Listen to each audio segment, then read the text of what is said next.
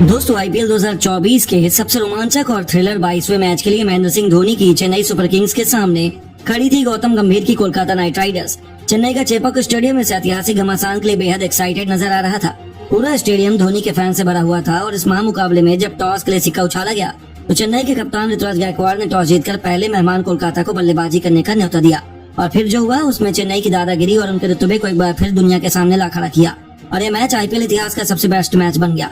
तो दोस्तों अब इस रोमांचक मैच के बारे में बात करें तो कोलकाता की तरफ से अपनी टीम को जबरदस्त शुरुआत दिलाने के इरादे से एक बार फिर फिलिप सॉल्ट के साथ सुनील नारायण की जोड़ी मैदान में उतरी थी, जो एक बार फिर पिछले मैच की तरह अपनी टीम के लिए चौके छक्कों की बरसात करना चाहते थे। लेकिन महेंद्र सिंह धोनी के सामने उनकी एक न चली। पहले ओवर की पहली गेंद पर तुषार देशपांडे ने फिलिप सॉल्ट को आउट कर कोलकाता को 440 वोल्ट का झटका दिया। जहां सॉल्ट को खाता भी खोलने का मौका नहीं मिला तो नंबर 3 के पायदान पर बल्लेबाजी करने पिछले मैच के हीरो अंग कृष्ण रघुवंशी को भेजा गया। कोलकाता की टीम अभी भी मुश्किल में नजर आ रही थी। आते ही रघुवंशी ने बेहतरीन चौके से अपना खाता खोला। ऐसा लगा कि चेन्नई के गेंदबाजों के सामने कोलकाता पूरी तरीके से बिखर जाएगी, लेकिन सुनील नारायण के इरादे कुछ और ही थे। तीसरे ओवर में उन्होंने विकेट देकर तुषार देशपांडे की जमकर कुटाई की। पहले 2 गेंद पर 2 जबरदस्त चौके जड़ने वाले नारायण ने चौथी गेंद पर भी एक और चौका लगाकर चौकों की हैट्रिक बटोरी और ओवर की 5वीं गेंद पर उन्होंने स्टेडियम पार एक ऐसा छक्का लगाया जिसने चेन्नई फैंस की बोलती बंद कर दी। इस एक ओवर में 19 रन बटोर कर नारायण ने अपनी टीम को जबरदस्त वापसी करवाई। तो अगले ओवर में दोनों बल्लेबाजों ने एक के बाद एक 2 जबरदस्त चौके लगाए और कोलकाता की पारी रॉकेट की रफ्तार से आगे बढ़ानी शुरू कर दी। दोनों यहाँ से अपने बल्ले से तहलका मचा रहे थे। 5वें ओवर में स्पिन के जादूगर महेश दीक्षित के खिलाफ जहाँ पहले रघुवंशी ने एक जबरदस्त छक्का लगाया तो ओवर की आखिरी गेंद को भी नारायण ने छक्के के लिए डिपॉजिट कर 5 ओवर में अपनी टीम को 50 रनों तक पहुंचा दिया। 6वें ओवर में कुछ ऐसे ही हाल रहा और पावर प्ले में कोलकाता ने 56 रन 1 विकेट नुकसान पर बना लिए। ऐसा लगा कि कोलकाता आसानी से दोनों आसानी से टीम को 200 रन के पार ले जाएंगे, लेकिन तभी महेंद्र सिंह धोनी अपना कंप्यूटर से भी तेज दिमाग चलाते हैं। उन्होंने गेंदबाजी करने के लिए अपने सबसे बड़े हथियार रविंद्र जडेजा को बुलाया, उन्हें टिप्स दी और फिर जो हुआ उसे चेन्नई के फैंस क्या कोई भी क्रिकेट प्रेमी कभी नहीं भूल पाएगा। जी हाँ, मैच का 7वां ओवर टर्निंग पॉइंट साबित हुआ, जहाँ पहले ही गेंद पर जडेजा ने खतरनाक दिख रहे रघुवंशी का शिकार किया और ये बल्लेबाज 18 गेंद पर 3 चौके 1 छक्के बदौलत 24 रन बनाकर वापस लौटा। ओवर की 5वीं गेंद पर उन्होंने सुनील नारायण को भी चलता कर कोलकाता की कमर तोड़कर रख दी। नारायण भी 20 गेंद पर 3 चौकों और 2 छक्कों की बदौलत केवल 27 रन बना पाए और जडेजा के लगातार 2 विकेटों ने पूरे मैच की दिशा दरअसल पलट कर रख दिया।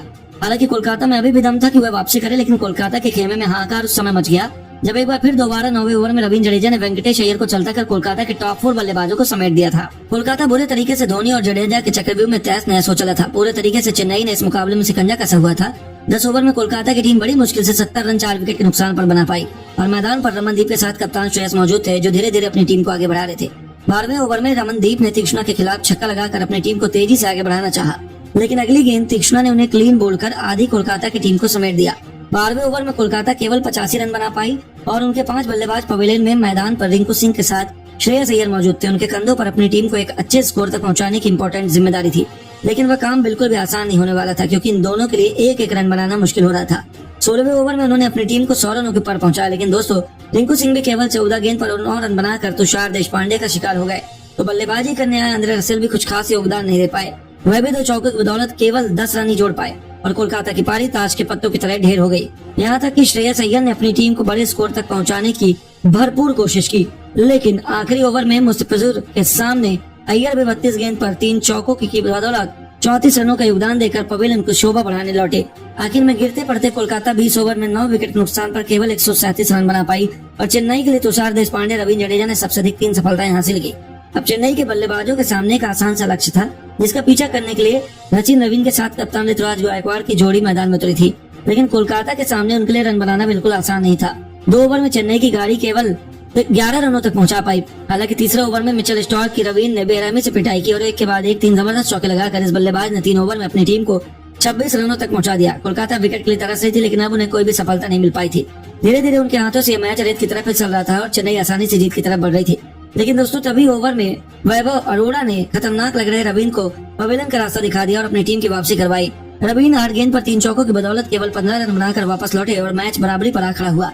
4 ओवर में चेन्नई 29 रन 1 विकेट नुकसान पर बना पाई और मैदान पर ऋतुराज का साथ देने डेरिल मिचेल आए। दूसरी तरफ ऋतुराज गायकवाड़ पर विकेट गिरने का कोई असर ही नहीं हुआ और पावर प्ले के 5वें ओवर में कोलकाता ने नए गेंदबाज को आजमाया। उन्होंने अनुकूल राय को गेंदबाजी सौंपी, जिनके कंधों पर अपनी टीम को एक और विकेट दिलवाने की जिम्मेदारी थी। लेकिन जहां अनुकूल ने ऋतु का स्वागत ही जबरदस्त चौका लगाकर किया तो ओवर की 4थी और 5वीं गेंद को ऋतुराज ने अपनी खतरनाक शॉट से चौके के लिए बाउंड्री के पार डिपॉजिट कर अपने तेवर कोलकाता को दिखा दिए। वे आसानी से अपनी टीम को जीत की तरफ ले जाने लगे और कप्तान ने खुद मोर्चा संभाला। 5 ओवर में उन्होंने अपनी टीम को 41 रनों तक पहुंचा दिया और आखिरी ओवर में ऋतुराज ने एक के बाद एक 2 जबरदस्त चौके लगाए। शाहबाद के पावर प्ले में कब को फायदा उठाते हुए उन्होंने तूफानी बल्लेबाजी से चेन्नई में 52 रन बना लिए। चेन्नई आसानी से मैच अपनी मुट्ठी में करने के बेहद करीब था और 84 गेंद पर उन्हें जीत के लिए 86 रन चाहिए थे।